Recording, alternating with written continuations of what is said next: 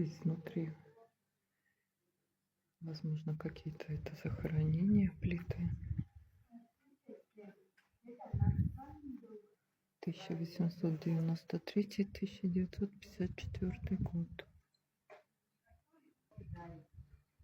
Надписи.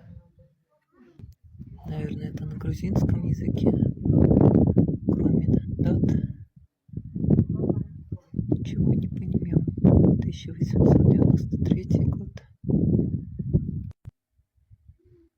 На этой плите надпись на русском языке, но тоже сложно разобрать.